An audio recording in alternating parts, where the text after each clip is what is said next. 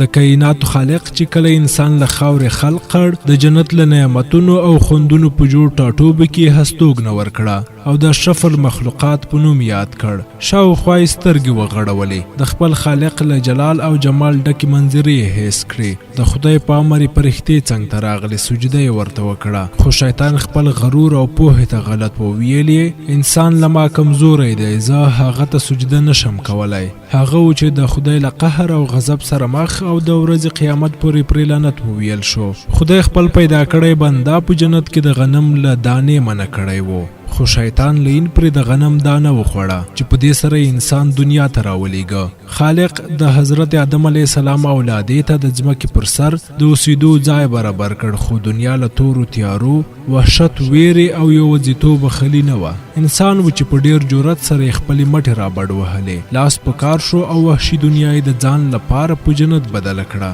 ښکلاګانې او رڼاګانې یې پکې وپنځولې. نو چې داسې دا ندیما هم د آدم له اولادې ده او د ژوند هر ډول سختیو او مشکلاتو ته یې په ورین تندي هرکلی ویلی او په پوره زغم یې د حل کېدو لارې چارې سنجولي. ندیما له نن نه 36 پسرلي وړاندې په 1983 میلادي کال د هیواد په پلازمینه کابل کې په یوه دینداره، پتمنه، عزتمنه او روشنفکره کورنۍ کې دې نړۍ ته سترګې پرانیستلې او د ژوند لومړنۍ ساه یې واخیسته. مور او پلار یې هم د دې په شان د قوي عزم درلودونکي دي او وو. د ژوند له سختیو سره یې خپله مبارزه جاري ساتلې وه. پلار یې د استادۍ مقدسې دندې ترڅنګ د بوکسینګ دنده هم پر مخ وړله او مور یې خیاطي کوله چې په دې به یې د خپل ژوند ضرورتونه پوره کول. ژوند ښه روان و، خو د وخت ناخوالو او بدبختیو دې ته اړ کړل چې د خپل هیواد له جنتي او حسناکې غېږې جلا او د سفر پڼې پر پښو کړي. ندیما 3 کلنه وه چې د هیواد له آب و دانې محرومه او د خپل مور او پلار سره یې د دوبۍ لوری ونیو. په دوبۍ کې له 19 کلو وروسته په ژوند کې هیڅ تغییر رانغی. نو د دې د کورنۍ ټول غړي په دې سلا شول چې د ژوند د بدلون په پار باید له دې ځایه کوم بل هیواد ته سفر وکړي. هغه و چې په کال 1999 کې د کاناډا پر لور حرکت پیل کړ او د کاناډا په البرټا ښار کې میشت شول. کاناډا هغه ځای و چې هلته هم د ندیما په ژوند کې سهولت رانغی، خو خپلې مبارزې، هڅو او کوښښونو ته یې دوام ورکړ چې تر 10 کلو یې له حالاتو سره سخته مبارزه وکړه او دې 10 کلنې مبارزې یو بل رنګ راوړ چې د ژوند هیلې، ارزوګانې او ارمانونه یې په حقیقت ور بدل کړل. خپلې پاتې زده کړې سرته رسول، ورزشي کلب پرانیستل او دوباره هنر ته مخه کول چې د ندیما په هنري ګوتو جوړې شوې 55 تابلوګانې د زیات هرکلي سره مخ او دې ته یې لا تشویق ورکړ. ندیما هغه افغان ښځه ده چې په دې وروستیو کې په ټولنیزو رسنیو د پتنګړه ککۍ په نوم شهرت موندلی. ندیما چې په ټولنیزو رسنیو کې د تیشه دی ودې په نوم پاڼه جوړه کړي او د پتنګړې ککۍ په نوم کرکټر کې څرګندېږي. پتنګړه ککۍ هغه نوم دی چې په لنډه موده کې د ټولو پښتنو زړونو ته لاره پیدا کړه او د دوی په زړونو کې د خپل هنر په وجه ځان ته ماڼۍ آبادې کړې. پتنګړه ککۍ په ډېره نرمه او ساده توګه پر داسې نادرو موضوعاتو خبرې کوي چې په ټولنه کې د خلکو پام ناوړه دودونو، رواجونو او داسې کارونو ته واړوي چې د ټولنې هر وګړی او په خاص ډول ښځې ترې رنځوړي. دوی د ښځو پر وړاندې له تاوتریخوالي سخته کړېږي او له یو ډول ذهني کشمکش سره یې مخ کړي. ندیما په شپږو ژبو روانې خبرې کولی شي او د کوی بیگ په کنکروډ یې پوهنتون کې یا ارواپوهنه لوستي. د ګازو او تیلو له یوه ځایي شرکت سره کار کوي او په دې شرکت کې د لسګونو کارکوونکو اداره هم پر غاړه لري او د دې شرکت یوازینۍ ښځینه کارکوونکې ده. دی وایي زه باید خلکو ته د افغان ښځو سره تاوتریخوالی او زور زیاتی په داسې هنري بڼه وړاندې کړم چې پر دوی مستقیم اغیز پرې باسي. ندیما همدا راز زیاتوي چې ما د خلکو لپاره ډیر ژوند وکړ او نور نه غواړم چې د خلکو لپاره ژوند وکړم، بلکې غواړم چې له خلکو سره ژوند وکړم. او وایي چې وجه هم دا ده چې ټول افغانان وروسته پاتې او لا هم ورته په دنیا کې د دریمې نړۍ بندګانو په سترګه کتل کیږي. خو ندیما له ټولو افغانانو غواړي چې د بل چا لپاره د ژوند نه کوي او خپل ژوند په خپله مخکې بوځي.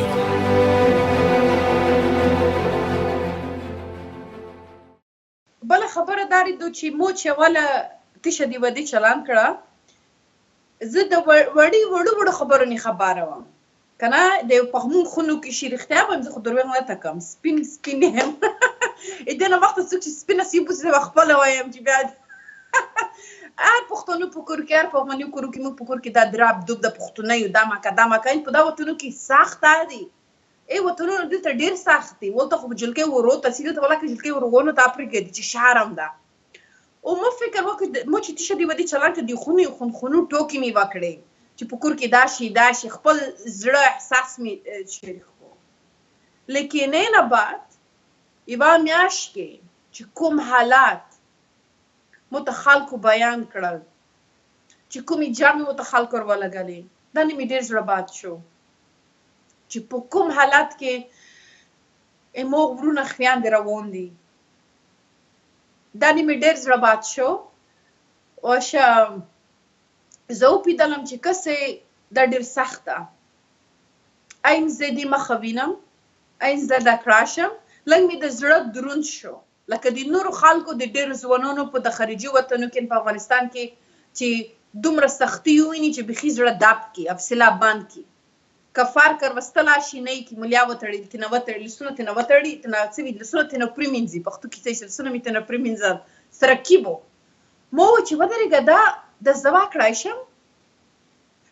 دا خلک شاید مو ته رښتیا یو سکانډ و چې زه د تورو شپې تا یورې ور ولیدلم، فکر مې وکړو. بیا مې وویل چې نه دا خدای پاک مو ته یو اواز راکړو د دماغ کې، دا اواز راتللو چې ته باید یو کور وکړې.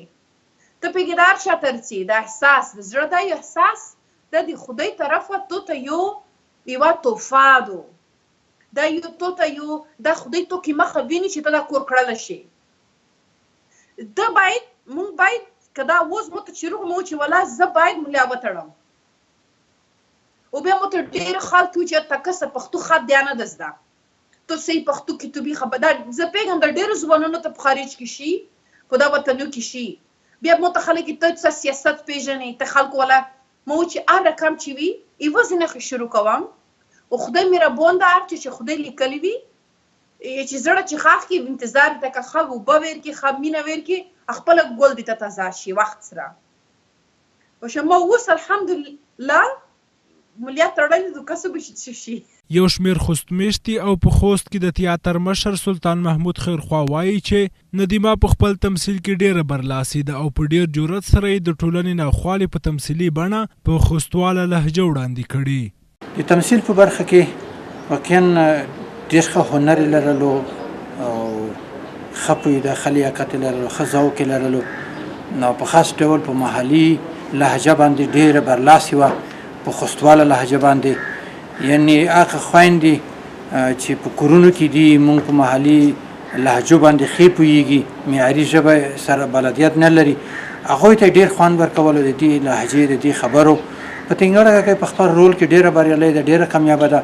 که دوی واقعا د لوړو ممثلینو سره د ښو ممثلینو سره کار وکړي لکه مامنون مقصودي صاحب، همداسې نور ښه لوړ با استعداده ممثلین چې موږ په خوست کې هم لرو او په کابل کې هم لرو، هغوی سره اشنایي پیدا کړي، هغوی سره کار وکړي، ګډ شریک کار وکړي. ندیمه خور به په افغانستان کې یوازینۍ خور وي چې ډېره به په خپل هنر کې پرمختګ وکړي او ډېره به پرمخ ولاړه شي. زه دې ته ښه ژوند غواړم، لا بریالیتوبونه ورته غواړم. په تنګړه کې چې خپل نوم یې ندیمه ده، هغې چې کوم رول ادا کوي د ټولنې دپاره هغه هم ډېر ګټور ده. بیا خصوصا د خوست د کوم چې کلتور ده، کوم رسم رواجونه دي، په هغې دپاره بیخي زیات ګټور ده. هغه د خپلو پروګرامونو ته یا خپلو خبرو ته ادامه ورکړي چې نوره هم د ټولنې د اصلاح طرف ته وشي. زه په خوست کې یو دکاندار یم. کله چې په تنګړه کې مو کومې خپرونې یا کومې ویډیو چې مو دیوال دی ډېرې په زړه پورې وي، لکه ځکه چې موږ پښتانو ښځو ته هغه څه دی نه لیدل، دی ور وښودل چې پښتانه څه کوی شي. هغه د پښتنو ښځو دپاره دی اسانه کړه، پښتنو ښځو دپاره د ډېر څه نه څه خدمت وکړو. خدای دې وکړي چې نورې ښځې همدغه شی راوځي، همدغه شی خدمت وکړي. شخصا یې مونږ دا اثر کړی کله چې دې دغه ویډیوګانې مو وکتې که نه، نو واقعا چې په منډې ډېر هغه وکړو، تاثیر وکړو. دوی مونږ اول د همدغه شی کوی شي چې مونږ نورې خویندې به لاړې شي کاناډا ته، هلته زده کړې وکړي، هغه زده کړې بېرته افغانستان ته راوړي، دلته لاندې مونږ خویندې همدلته افغانستان کې زده کړي. ټولې خو نشي کوی چې هلته لاړې شي که نه، خو هغې ځای کې کومې خویندې چې لاړې شي هلته زده کړي، دلته به دوی ته درس ورکړي. خوستوالو د پښتنو دپاره دغه یو درس دی که فکر وکړي چې همدلته مکتب ووایه، دغې ځای نه لاړ شه بورس نه خارج ته، خارج کې لوړې زده کړې وکړه تر څو زموږ ملک په مخ لاړ شي. لکه څرنګه چې په سوشل میډیا کې یا فیسبوک کې چې د وادي د دې په نوم یو پیج دی، لکه زموږ ستاسو پښتني ټولنه کې ځینې داسې دودونه دي چې د هغې له وجې موږ تاسو نشو کولی چې خپلو کورنیو کې د عامه پوهاوي په برخه کې لکه لنډ مثال یې زموږ او ستاسو خویندې وښیو چې ښوونځیو ته یې نه پرېږدو یا نورې هغه حقوق چې دوی ته ورکړل شوي دي زموږ او ستاسو طرفه بندیز پرې لګېدلی دی دوی ته خپل حقوق نه ورکوو لکه د زده کړې دی د صحت په برخه کې یا نورو برخو کې نو لکه څرنګه چې د هغې د پیج له لارې عامه پوهاوی کېږي او ځینې داسې پروګرامونه او لنډې ویډیوګانې شته چې د خلکو اذهان او فکر دې خواته جذبوي دا داسې لنډې خبرې دي چې په څو دقیقو کې د انسان فکر او سوچ دې خبرو ته بدلیږي او د طنز په برخه موږ او تاسو پوهوي چې مقصد خپلې خورګانې او لورګانې ښوونځیو ته ولېږئ دوی ته هغه اسانتیاوې چې اسلام ورکړي دي دین ورکړي دي او خپل حقوق دي هغه باید ورکړي برداشت مو دا وخوستی دی چې مقصد دا کور کې هم ورته ویلي دي لکه زموږ خبره دوی نه ده منلې که نه د تعلیم په برخه کې یا په کلي کې مو ورته ویلي دي چې مقصد داسې پیج جوړ شوی دی او خلکو ته یو ښه پیغام دی په سوشل میډیا فیسبوک کې مو تر اوسه پورې داسې نجونې نورې نه دي لیدلي یوازې د دې نه بغیر شاید وي خو ما نه دي لیدلي لکه دغې چې د وادې چې پیج جوړ کړی دی او دې خبرو ته یې ښه انعکاس ورکړی دی او د خلکو توجه یې ځان ته خپله کړې ده پتنګړه ککۍ وایي کله مې چې په لومړي ځل په ویډیویي بڼه تمثیل پیل کړ ډېره ورسره په عذاب وم رواجونه بد دودونه او د ښځو محکومیت هغه څه و چې همیشې په دې برخه کې راته ستونزې ولاړولې دا یو حقیقت ده چې ویډیوګانې جوړول دا مو ته ډېر سخت و اول خو ځکه چې مو خصوص نه ده لیدله ما وخت نه ده تېر کړی ما افغانستان کې وخت نه ده تېر کړی لوړ شوي یو لوړ شل 2 میاشتې پورې 2 جمعو پورې ورو تېره کړه په 2 ورځو ما ته خو هر څوک ذات ورکوي کادر وي که نه ما غوښتل چې زه تیشه وکړم ځکه چې نه پوهېږم ویلې زه خو فکر کوم چې یو انسان اول خو مونږ زه یله شم چې اوس چې د مونږ وظیفه ده لیکن هر څوک خپله وظیفه نه اجره کوي ما غوښتل چې تیشه وکړم لیکن ما ته ډېر سخت و زه رښتیا ته ویلې اول خو د طریقه نه چې زه په د افغانستان باره کې بیان مو ته کېدلو چې دا ښځه واک نه لري وس نه لري اول دا و مو چې زه خو ښځه یم اول زه ښځه یم زه دا طریقه ده شم دویم د موږ رواج چې ده چې شرم ده پښتونه یو نوم نشان لرو پیسې به پرې کې تلویزیون ته سر یوازې ولکه د څه ګواکي دا مو ته 19 کاله د ډول ولکې دره شوه ده او بل مو کومې جلګۍ چې په دا وطنو کې لیدلې دي چې ښه کور یې وطن ته کړی ده چې کوشش یې کړی ده چا بېر خیلي نه دي چې که ته خو ته نیت لري ته کور کړی شي موږ حکومت ته سره وکړو لیکن د جلګۍ غریبونه خپل یې واسې چې په د خارج وطن کې سره شوي دي چې غواړي خدمات وکړي په خپلو نې زړه بدېږي لیکن طریقه نه دوزده آیا بندي کړي دي زه وپوهېدلم چې زه باید مولیا وتړم د خبر یادي دغه زه ښځه یم د رواجونه دي لیکن یوه وظیفه وه د په ځان کې مې زور لیدلو چې کسې زه یو کور کړلی شم زه به لارې خته ته وایم زه نه پوهېدم زه تیشه کړم لیکن مو زړه کې و چې زه باید یو کور زه وکړم دا وطنونه رسېدلي وطنونه دی مونږ احتیاج نه لري مونږ یې د احتیاج لرو لیکن وطن کې چې د مونږ لږ سره زده کړي دي دا مونږ خپل وطن ته وړلی شو باشه بس دې سفر سره چې هر څوک ځان مولیا تړي تاسې دې نه ښه پوهېږئ خصوصا ښځې که وطن کې که د خارج کې وي دا حقیقت ده چې غواړي چې په ژوند کې یو کور بدل وکړي دې سره به ته لږ زیاړ یا په سر تېروي لږ خبر یا لیکن آینده چې وکړي چې د 10 کاله بعد وکړي چې دغه ژغوار فکر وکړي که نه لږه قرباني به ته انسان اکړي زه پوهېدم چې د موږ وطن کې د خلک دومره قربانۍ کوي دومره په تېروي زه باید بې خبرې په سر تېر کړم کې د خبرې بدون خلک خبرې کوي زه به شخې خبرې ویل کړم خبر جمع به کایسې جمع به دیر کړم واشه دې په خاطر اوس زه ته وایم اوس نه ولی مونه ډېره خپل و نه خپل خون مې مونه خفه ده لیکن زه چې اوس وینم چې په کومه طریقه مو ته د افغانستان نه مې خدای د اهمیت روکوي د مو خبر د پیغام ته دې پوره به زه اوس زر قربانۍ نو راوکړم چې زه اوس وینم د زړې میوې خوند چې د خلک نه خولي چې په کومه طریقه یې په لاس میاشتې وتل چې په کومه طریقه د خلک متوجه شوي دي زه وپوهېدلم چې کسې اوله سخت و ډېر سخت اوس سخت ده ولا زر چې خپله کوم څوک کومک نه سره کړي هر چې ته لیونۍ افغانستان کسه بدلولي کسه د لیونیون دي خدای د سره سټ کی دا خبره ته وکی کنه چې دی بيخي امید لوس نه ورکړه دا او زه دا نه يم چې زه اوس کېنم وایم چې اله ولا زه افغانستان بدلم زه څوک یم نه زه چې خپل پښتنه یم خپل مسلمانه ښځه یم خپل ژوند کې می تغیرات ورستلي دي دا تغیرات خپل ورونو خویندو سره په د سوشل میډیا له استفاده خپل می سره شریک کوم چې نو خبر زده کوم چې خانه نتیجه ورم چې ولا زه د ورونو خویندو سره شریک کوم خدای دې وکړي چې مو ګټه تنه وکړه دا ګټه وکړي رون آن دی په دې فکر دي چې ندیمه کوم کریکټر غوړه کړی ډیر ګټور دی او د هغو خویندو لپاره چې دوی د ټولنیزو او کلتوري محدودیتونو یا کورنۍ تاوتریخوالي سره مخ دي د هغوی ستونزې په ډیر ښه شان تمثیل کړي دي دوی زیاتوي د تمثیل جالبوالی په دا کې دی چې په خوستواله یا د لوی پکتیا په لهجې هر ډول ناخوالې او مشکلات په هنري بڼه وړاندې کړي دي چون د نادمې له نوم سره پخوا ډېر خلک نه و بلد یا ورسره اشنا نه وو دا چې اوس په ټولنیزه میډیا یا فیسبوک کې کوم کرکټر نادمې غوره کړی دی واقعا د ستایلو دی ځکه هغه داسې یو په ساده ژبه او په کلیواله ژبه خصوصا د لوی پکتیا په ژبه هغه داسې پیغام خلکو ته په سوشل میډیا یا فیسبوک کې خپروي چې ډېر ژور تاثیر په خلکو به پرې باسي مقصد موږ وایو چې د څه موده وړاندې په سوشل میډیا کې ما خپله د ښځو سره د خشونت په هکله چې کومې خبرې دي کړې هغه مې واورېدې طبعا په ما هم تاثیر وکړ نو په ډېره ټولنه کې ډېرې مهمې ډېرې ستونزې شته داسې ستونزې چې ندیمې ورته اشاره کړې ده نو کرکټر یې ډېر بریالی دی که په لومړي سر کې ووایي چې د پتنګړې ککۍ له نوم نه یې راپیل کړو د پتنګړې اصلا دا نوم چې دی دا ډېر جالبیت لري خلکو لپاره خصوصا د هغو خویندو لپاره چې هغوی ټولنیزو محرومیتونو یا مثلا کورني تاوتریخوالي سره مخ دي نو لومړی دغه جالبوالی د دې دغه نوم کې څرګندېږي چې د یو څومره جالب نوم د دغه خپل هغه کرکټر یا کوم هغه کوم پروګرام چې دا یې مخ ته وړي هغې لپاره انتخاب کړی ده وروسته بیا د دې هغه فعالیتونه چې کوم دي هغه ډېر جالب دي مثلا په خپل ځای کې د دې هغه ټلیفوني اړیکې نیول یا د دې هغه په ووایو په خصوصي لهجه خبرې کول د ښځو لپاره عموما د ښځو د حقونو د لاسته راوړلو لپاره دا یو ډېر مهم کار ده چې دی په مخ روان کړی ده موږ هیلهمند یو چې د دې دغه کومې هڅې چې دی پیل کړي دي دا به یو ورځ حتما رنګ راوړي په سوشل میډیا کې دلته په افغانستان کې هم ډېری ښځې فعالې دي که نه فعالیت کوي د ښځو په برخه کې هم دوی کارونه کوي خو هغسې کرکټر دوی نه دی غوره کړی لکه څنګه چې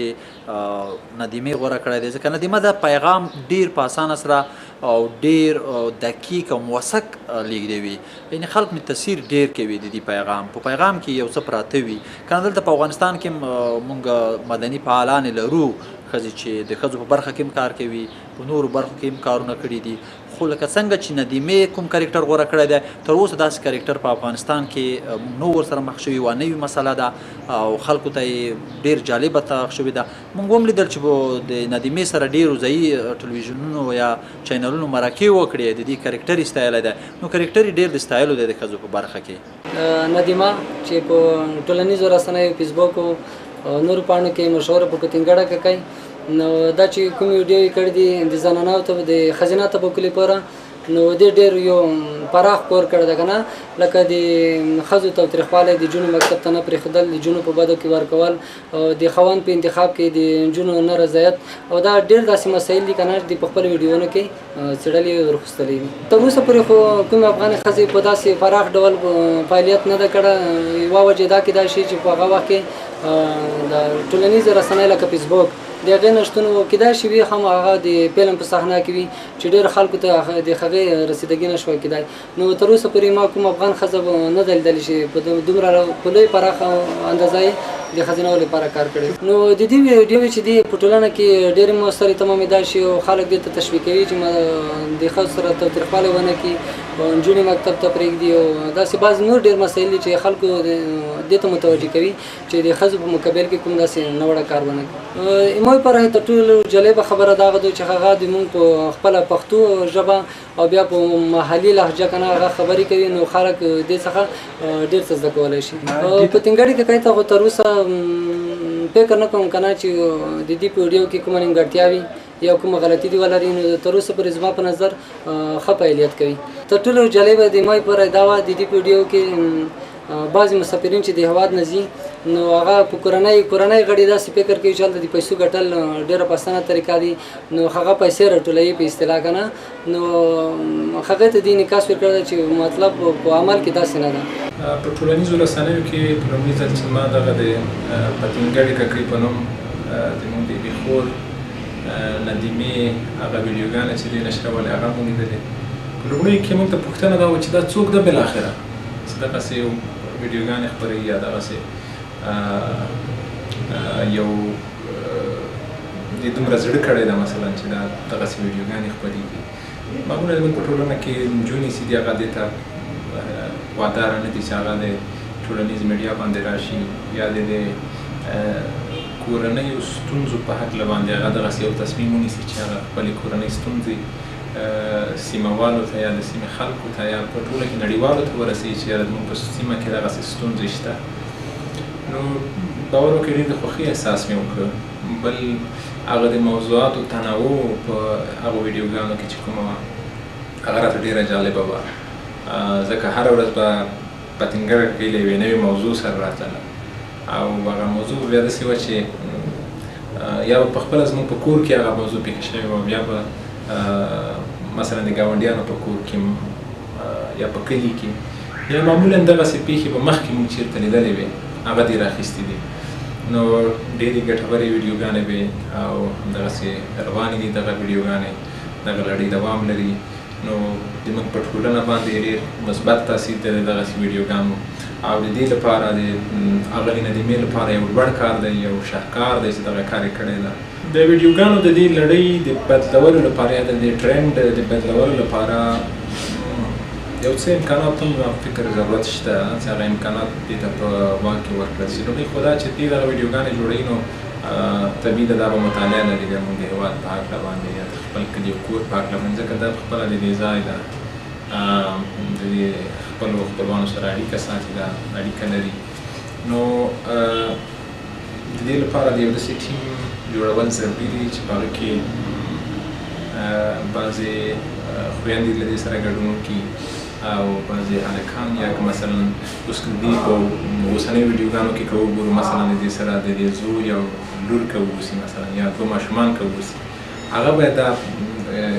هغه کې له ځانه سره واخلي. نور د دې په خپل غږ کې باید ونه اوسي دغه خبرې هغوی باید خپل غږ پخپله اجرا کړي. دغسې که نورې خویندې ورسره واوسي هلکان ورسره واوسي او یو قوي د انتشار ټیم ورسره واوسي چې دغه ویډیوګانې نشر کړي یا دغه د ویډیوګانو د خپرولو لپاره ښایسته بڼه ورکړي نو دا د موږ داسې هم حق جوړېږي چې دې سره مرسته وکړو په دې برخه کې. نو خلکو ته ضرورت شته چې دې سره کار وکړي. جالبوالی خو په دې کې ده چې په خپله ژبه دي د دې سیمې په ژبه دي. که یو څوک د دې سیمې په اړه خبره کوي او هغه خبره په داسې ژبه کوي چې هغه ژبه د دې ځای نه ده یا هغه لهجه د دې ځای نه ده بیا یو خو دا چې خلک په دې خبره باندې نه پوهېږي چې دا څه وایي بالاخره. او بله دا چې د دې سیمې خلک فکر کوي چې دا د بل چا ستونزه ده زموږ ستونزه نه ده. نشي دې حل څنګه چې روانه ده همدغسې دې روانه واوسي ځکه د دې چې کومه ستونزې راغلي اغلې ندیمه هغه د دې ټولنې ستونزې دي او د دې ټولنې خلک د اغلې ندیمې په ژبه ډېر ښه پوهېږي. د جالبوالي یو عمده علت دغه وي چې یو شی خاص وي. مثلا که اغلې ندیمې د ټول هېواد ستونزې راخیستې وای بیا ممکن دومره جالبه نه وای. اصل خبره دا ده چې موږ دا دغه سیمه پښتنه ده اغلې ندیمې چې کومې ستونزې راخیستې دا د پښتني ټولنې ستونزې خو پښتني ټولنه کې د لوی پکتیا مثلا په لویه کې زیاتې ستونزې دي ځکه د دې ژبه د لوی پکتیا ژبه ده یا خصوصا د خوست ژبه ده هغه د خوست ستونزې دا ډېرې ښې یادولی شي یا ډېرې ښې راخیستل شي. اغلې ندیمې چې کومې ستونزې راخیستې دي په خپل ویډیوګانو کې ممکن دا په کابل کې ډېرې کمې واوسي هغه ستونزې یا هغه ستونزې مثلا د پیغورونو هغې که وښیو موږ که نه چې مثلا یوه ښځه بلې ته پیغور ورکوي یا یوه ښځه بلې ښځې ته ښېراوې کوي یا یوه ښځه د بلې ښځې په غم باندې خوشحالېږي او په خوښۍ باندې خفه کېږي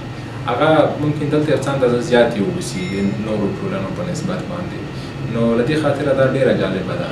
په عموم کې د افغانستان او په عموم کې د پښتنو ستونزې چې دي هغه چا راخیستې دي هغه ډېر داسې کلیات بیان کړي دي. مثلا یو څوک وایي چې بد مه کوه دا عمومي خبره ده. خو که یو څوک وایي چې غیبت مه کوه، دا بیا مخصوصه خبره ده. او یا که مثلا یو څوک وایي چې څوک مه ازاروه، دا په عموم کې خبره ده. خلکو ازارول په څو قسمه دي. ته داسې ووایه چې مثلا که په لاره کې ازغري ښایي ولرې یې کړه، یا که مثلا ته په کور کې سپی لرې، هغه سپی ته غپېږي ګاونډی دې پرې تکلیف ته، هغه سپی لرې کړه، یوه چاره یې وکړه مخصوص. نو د هغلې ندیمې یا پتنګړې کې تر ټولو زیات دغه د کامیابۍ راز چې ده دا په دې کې ده چې محدودیت لري په یوه سیمه پورې دماغ په فکر باندې. ځکه که دا په معیاري ژبه غږېدلې وای، خو په معیاري ژبه خو 100,000 نور هم غږېږي.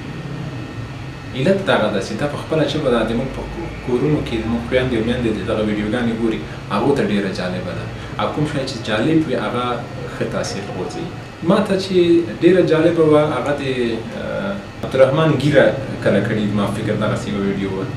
چې هغه ورته وایي چې تا ږیره ولې کله کړې ده، ږیره دې دا خو مثلا زموږ په اسلام کې نشته چې ته ږیره کله کړي، بل دا تا په خپل سر دا کار کړی ده که نه.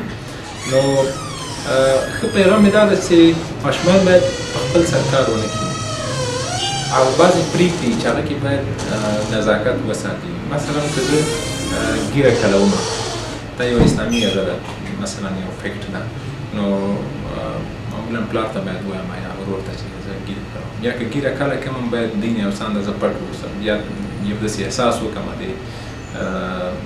ټیټوالي چې ما دغه فرض یا مثلا دغه د اسلام یوه برخه چې دغه مانو پرېښودل شوې ده. او بل په خپل سري هغه ماشوم دې ته نه پرېږدي چې دا خپل سره یې روږدی شي، هر کار دې په خپل سر وکړي، مهم یې پرېږدي دې په خپل سر وکړي. نن مثلا تا ږیره کله کړې ده، صحیح ته ستونزه نه ده، نور خلک هم ږیرې کړي، خو سبا ته ته بله داسې پرېکړه کوي چې هغه که د مور او پلار اجازه دې ونه اوسي یا د مشوره کړې وي، هغه ته تاوان پېښوي. اغلی ندیمه په لومړیو کې په دې باور و چې د تمثیل له لارې به ځان شهرت ته رسوي او د دې په ذریعه به خپل اقتصادي مشکلات حلوي. خو کله چې خلکو د دې پیغامونو ته وکتل، نو دې ته یې د خپلو زړونو غوټې خلاصې کړي او ندیمه یې نوره هم وستایله چې خپلو کارونو ته دوام ورکړي. ما اول فکر کړلو که نه چې او زه به مشهوره شم، زه به پیسې وګټم. حقیقت ده او تو به مو صفات کې او ندیمه او غنر کورې، ما والا دا فکر کړو او موسی بو خلق مو ته خلق مړی کی، مو ته بو خلق توفیر لګي، زه بو پروموشن کم. ولا مو دا فکر کړی بیا وار څه والا ما مېش می څه سمنا کړ مرګره ته چې او زه خدا سي کور کم رښتیا دي ته یم چې افغانستان ته په ایوا مېش په تنګړی کې کتل، زه افغانستان ته وړلم او دا وخت مو ته خزو ویډیوونه لګلی بیا ولا د دماغ مې لګ او کیو کنه چې بیرته روغلم ته نه چې مو ته ولته ښځو جامې وکړې چې مو د امتحان کې مو چې که د پتنګړ کې تو مخته نوسه تو به څه وي د زړه جامې مې اورېدې، د ځوانانو وړکو جامې مې اورېدې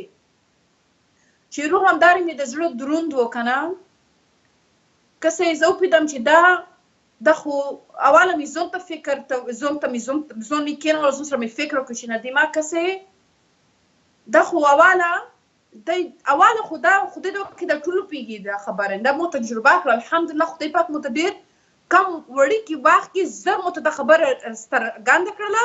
اوس الحمدلله خدای دا راته خلاصه کړه. موږ باید یوه بل نه استفاده ونه خلو،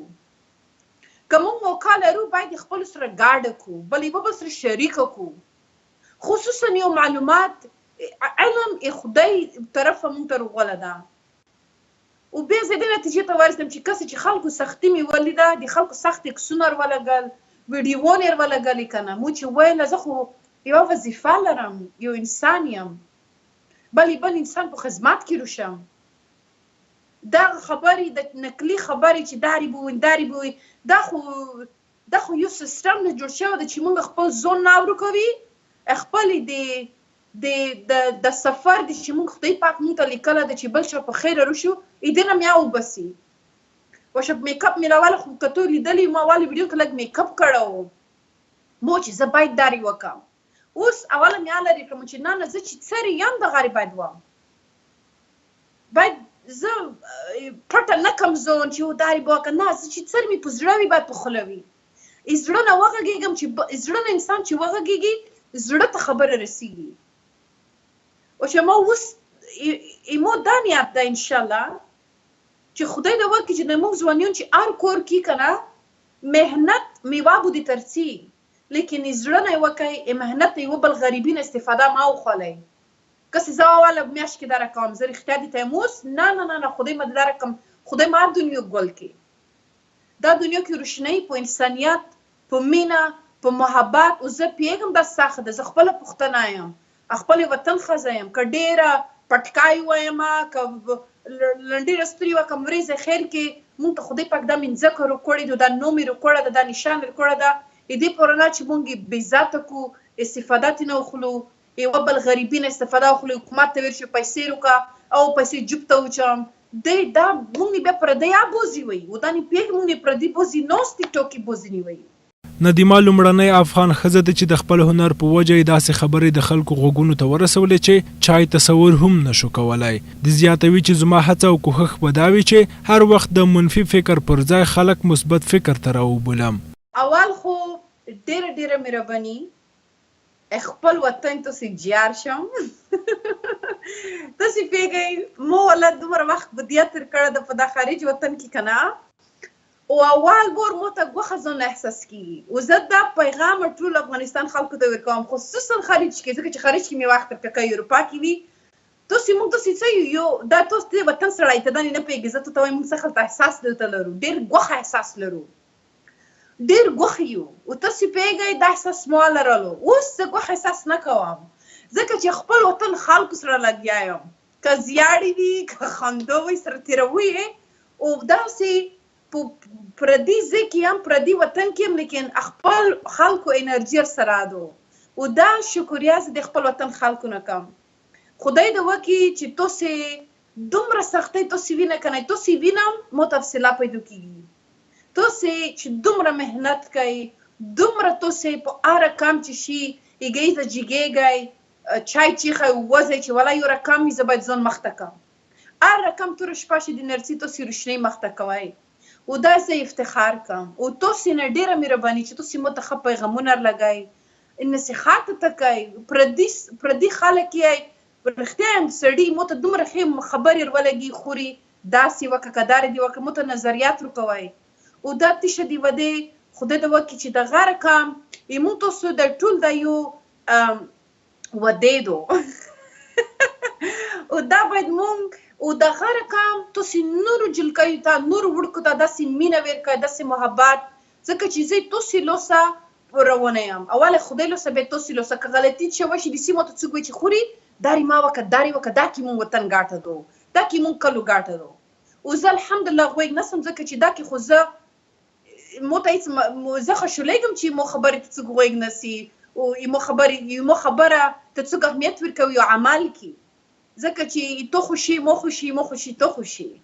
خو دې په خاطر ډېره تاسې سره مینه لرم تاسې نه مې جار کې ډېر مې تاسې مې زړه بدېږي او ډېره نګران یې نه پوهېږم ویلی راځئ په دې برخه کې د اغلې ندیمه یو اروایي پیغام ووینو او دا په قرآن کې ته پکې راغلی دي چې احساس چې لرې زړه دې چې خوږېږي ته به بل غریب نه بل ته به تکلیف کې دي فکر کې دي به وي کوم انسانان که نه چې مونږ خفه کېږو دا خو ښه خبره ده لیکن ښه خبره دا نه ځکه چې مونږ احساس لرو یو بل ته یو بل نیمه زړه بدېږي دا مطلب دا لري چې مونږ جاهل نه یو لیکن مهمه خبره دا ده چې د خفګي چې مونږ لرو په د زړه دا نه مونږ تشه کوو عین دې ته مونږ دومره واک ورکوو چې مونږ پرېښه غمجن کړي زړونه سخت کړو یوه بل سره غلطۍ وکړو توره شپه کړو یا یوه بل غم ووینو ته یو ښه مثبت فکر به یې کړو عین یوه غریب چې په لار کې روان دي چې وایي چې خدای مهربان ده انشاءالله خیر خدای به خیر کړي انسان ته امید پیدا کېږي خالي خبرې که دا خبره کې وایي انرژي ده چې بنده ته یې ورکړي بنده که پیسې نه ورکوي یا عزت ښې وکړه که څه عزت احترام مینه محبت یوه بنده ته ولا چې خوندې چې یوه ښه ورور وویني چې ورور والا ډېر نامې خدای خبرې ښې خدای دې د خوشخه لري دغهرې انسان چې زړه ښه شي انرژي تو ته ارڅي خو ما دغه یو پیغام د دې خپل وروڼو خویندو ته افغانستان کې چې زه سختي نه منکرېږم لیکن زه سختي ته دومره وخت نه ورکوم چې ما پرېښه په غم کې دومره ډوبه کړي چې زه به توره شپه کړم غم ته وخت نه ورکوم او مونږ انسان خدای پاک ډیر امتحانوي، انسان امتحانوي خاله خدای پاک چې اتکات لري، خدای مخه کې ویني. او مونږ تاسو باید یو بل ته که واس مو په پیسه نه رسیږي، په مینه په محبت وکړو. دا د خدای د وکي چې دا خبره موږ تاسو کوشش وکړو عمل وکړو. یو بل ته دا خبره وکړو چې مونږ غواړو مونږ ته وکړو، ځکه چې دنه مخته په افغانستان کې ولاکه نه مونږ مکتبونه خښول کی، نه مو ولاکه کو میلې کسر د کورونا، نه ولاکه د هوټلونه، نه د کندارۍ خطې، د لونګۍ، د چړکې، د سره ده، نه نه نه نه. ورځې خیر کې چې څه خلته ته شپې څومالې او څه خلته ته جګېږي. ته چې چا سره ښه کړي وي چې سلام دې سره چولی وي ولای خبوتو ترڅي. اوله مونږ تاسې باید د فکرونو عمل وکړو، ځکه چې مونږ څلوېښت کوله د فکرونه دي، د دراب دروب ده، که تعلیمونه وي که مکتبونه دي، ګټې نه دو کړي. مونږ باید اوله د بیخ نه شروعات وکړو چې یو عمل چې مونږ څلوېښت کوله کړو چې مونږ ته ګټه نه دو کړي، ته ونه رسوله، دا کې باید مونږ فکر وکړو، متوجه شو، زده کړو، علم پیدا کړو. او نامې خدای مونږ خو مسلمان خلک یو، مونږ ته قرآن مو خو مخ ایښه ده، یو بل احترام وکړو. دا نه چې یو ګټه کې بل ته وونکي، کله چې اسلام خبره وي اسلام نه استفاده وخلو، کله چې رواج خبره وي رواج نه خبره وبسو، سر درک مو نه ده معلوم. او په دغه طریقه مونږ یې بوز یاوي چې ښه خبره چې ته خو افغان یې، چې ته خو مسلمان یې، نور خلک یې مونږ پروا نه لري. او مونږ خپله په منځ کې ورکې چې ودرېږه، عیب ده، شرم ده، که حرام ده، کومه به صحیح ده. اوس ته کومه خبره وکړم چې مو په ګټه کې ده. دې خبر نه، دې خبر ته باید مونږ فکر وکړو